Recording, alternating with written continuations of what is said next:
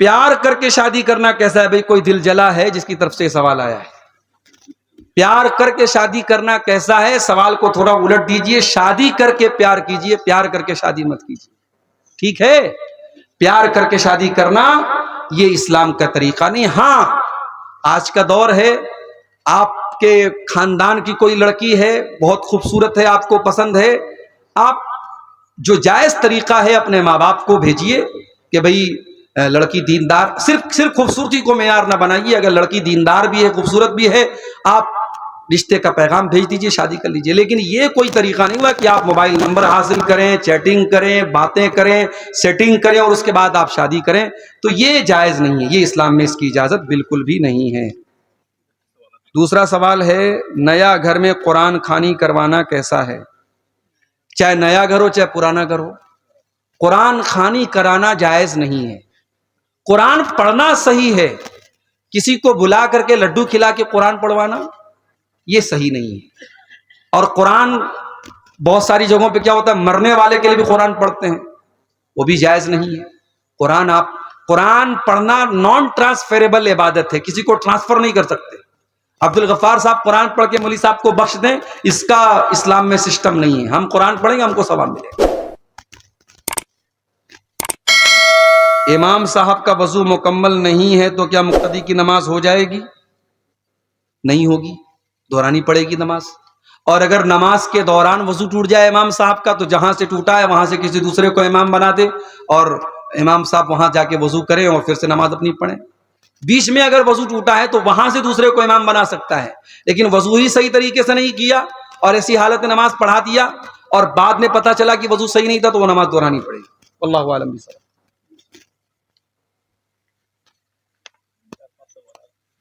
کیا ماں باپ کی چھوٹی ہوئی نماز یا روزہ بچے کو قضا کرنا ہوگا اگر وصیت نہ کر جائے پھر بھی؟ نماز کی کوئی قضا نہیں کرنا ہے۔ روزہ اگر چھوٹا تھا اور صحت کی حالت میں چھوٹا تھا تو اس کی قضا کرنا ہے، ہاں، اور اگر بیماری کی وجہ سے چھوٹا تھا تو اس کی قضا نہیں کرنا ہے۔ اس کو آپ جو روزے کا فدیہ ہے، کفارہ ہے، ایک مسکین کو کھانا کھلانا ہے 2 ٹائم کا، وہ آپ کھلا دیجئے ایک روزہ کے بدلے۔ کیا وقف کی ہوئی زمین کو خریدا یا بیچا جا سکتا ہے؟ نہیں، وقف کی زمین کو خریدا یا بیچا نہیں جا سکتا۔ ہاں، وقف کی زمین کو خریدا یا بیچا نہیں جا سکتا۔ ہاں، ایک مجبوری کی صورت میں وقف کی زمین کو بیچا جا سکتا ہے، جیسے مان لیجئے کہ وہ زمین روڈ پہ آ رہی ہے اور وہاں پہ روڈ بن رہی ہے، تو اس صورت میں اگر گورنمنٹ لے رہی ہے، اس کا معاوضہ دے رہی ہے، تو اس کی جگہ کوئی دوسری جگہ ہم لے سکتے ہیں۔ یا وہ جگہ حالات کے حساب سے ایسی جگہ ہوگی کہ اب وہاں نماز پڑھنا مناسب نہیں ہے، مسجد چلانا وہاں مناسب نہیں ہے، تو اس جگہ کو بیچ کر کے دوسری جگہ ہم وہ مسجد بنا سکتے ہیں۔ یہ مجبوری کی صورت میں ہے۔ عام اصول یہی ہے کہ وقف کی زمین کو خریدا اور بیچا نہیں جائے گا۔ نہیں سر، کیا عیدگاہ کی زمین کو بیچ کر دوسری جگہ عیدگاہ کو شفٹ کر سکتے ہیں توسیع کے لیے؟ اب دیکھیے، مجبوری کی صورت میں تو ایسا کر سکتے ہیں، لیکن صرف توسیع کا مسئلہ ہے، یعنی عیدگاہ چھوٹی ہے، ہم کو بڑی عیدگاہ لینا ہے اور چھوٹی والی عیدگاہ کو بیچ کر کے ہم دوسری جگہ بڑی زمین خریدنا چاہتے ہیں، تو یہ مسئلہ تھوڑا سا کریٹیکل ہے، ٹف ہے، مشکل ہے۔ اس کے بارے میں آپ اپنے علاقے کے علماء سے سمجھ لیجئے یا کسی بڑے ادارے سے فتویٰ لے لیجئے۔ نگر کے قریب ایک مسجد ہے مگر جماعت کے لوگوں کی تعداد کم ہے، تو کیا گاؤں کی کسی بڑی مسجد میں نماز پنجگانہ پڑھنے کے لیے جانا کیسا ہے؟ جا سکتے ہیں، کوئی حرج کی بات نہیں ہے۔ آج کے دور میں نگر اور گاؤں کا کوئی بہت فرق نہیں رہ گیا ہے، جہاں پر بھی جماعت ہو رہی ہو آپ نماز پڑھ سکتے ہیں۔ شہر کے ہیں گاؤں میں جا کے پڑھ سکتے ہیں، گاؤں کے ہیں شہر میں آ کے پڑھ سکتے ہیں، کوئی حرج کی بات نہیں۔ کیا عورتوں کے لیے اجازت نہیں ہے کہ اسے جمعہ کی نماز میں شرکت کریں؟ بیان کر چکے ہیں۔ شرابیوں کو تو اپنے گھر میں نہیں بلا رہے ہیں، زانیوں کو تو اپنے گھر میں نہیں بلا رہے ہیں۔ اللہ کے پیارے نبی فرماتے لا یاکل طعامک الا تقی، تمہارے دسترخوان پہ متقی لوگوں کو کھانا کھانا چاہیے۔ دعوت دو تو متقی نیک لوگوں کو دو، بے نمازیوں کو، حرام خوروں کو، رشوت خوروں کو، سود خوروں کو، شرابیوں کو، زانیوں کو مت دعوت دو۔ اپنے دسترخوان پہ نیک اور دیندار لوگوں کو دعوت دو، اپنے گھروں میں دیندار لوگوں کو انٹری دو۔ یاد کرو حضرت نوح علیہ السلام کی دعا، حضرت نوح علیہ السلام نے کیا دعا کی تھی؟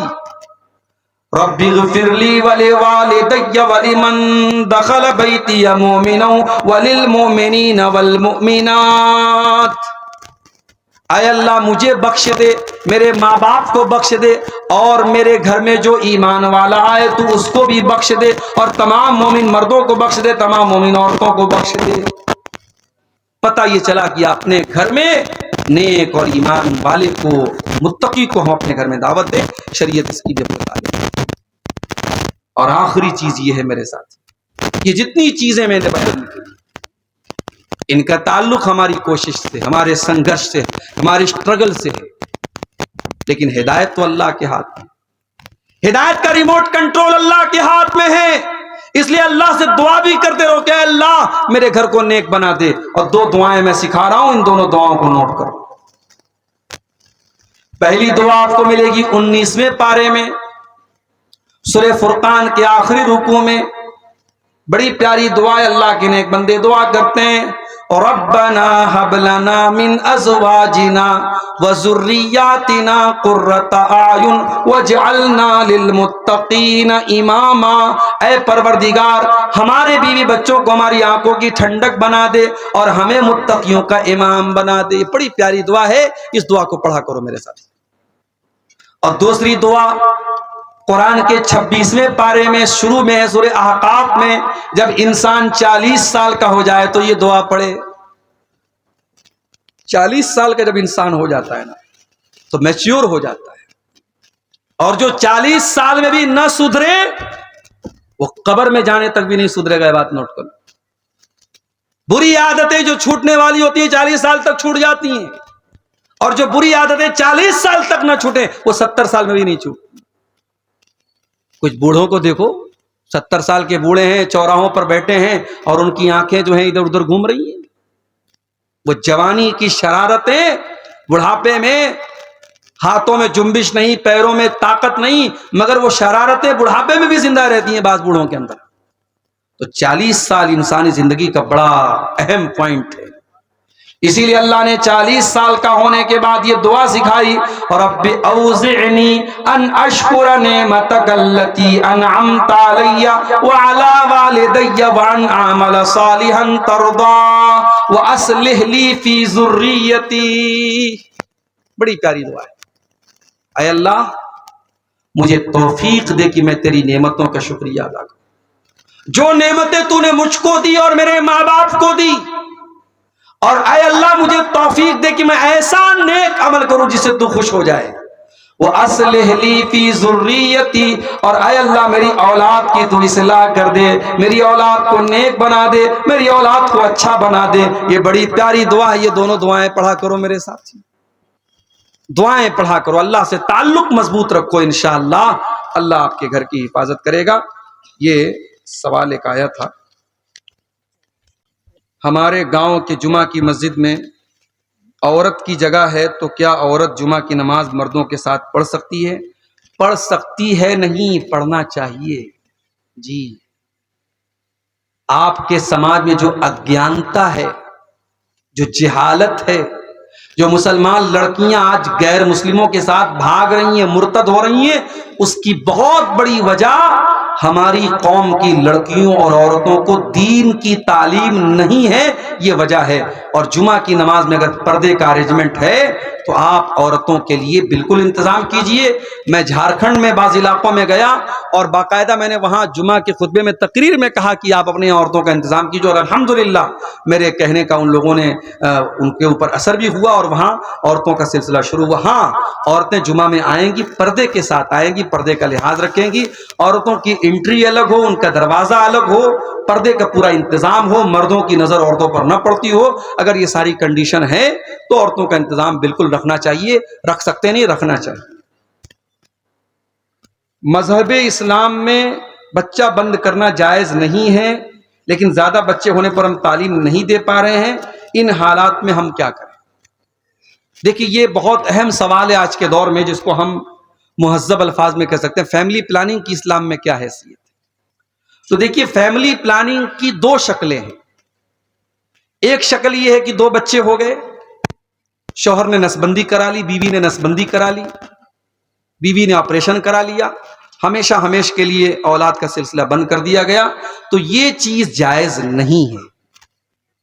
پرماننٹ اس سلسلے کو روک دیا جائے جب تک کہ کوئی ایسی مجبوری نہ ہو۔ کبھی کبھی ایسا ہوتا ہے کہ عورت کے اندر کچھ کریٹیکل بیماری ہوتی ہے اور ڈاکٹروں کا اتفاق ہوتا ہے کہ اب اگر یہ پریگننٹ ہوئی تو اس کی جان کو خطرہ ہے، اور ڈاکٹر کا کہنا ہوتا ہے کہ آپ اس کا آپریشن کرا دیں، تو وہ ایک مجبوری کی صورتحال ہے، اس میں کرایا جا سکتا ہے۔ باقی فیملی پلاننگ کے لیے جو وقتی طریقے اپنائے جاتے ہیں، آپ لوگ ماشاءاللہ جانکار ہیں، بہت ساری چیزوں پر آپ کی نظر ہے، میں پبلک پلیس میں تمام لوگ سن رہے ہیں، بہت ساری چیزوں کا نام میں نہیں لے سکتا۔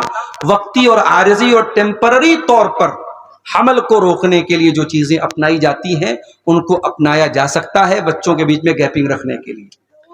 لیکن سنیے، لیکن اگر حمل ٹھہر چکا ہے، اگر یہ ڈاکٹر کی رپورٹ آ گئی ہے یا آج کے زمانے میں پریگا نیوز وغیرہ کے ذریعے پتہ لگ جاتا ہے کہ ہاں بیوی کو حمل ہے، اب اس حمل کو ہونے کے بعد اب آپ کو کسی دوا کے ذریعے، کسی ایبارشن کے ذریعے اس کو ختم کرنے کی اجازت نہیں ہے۔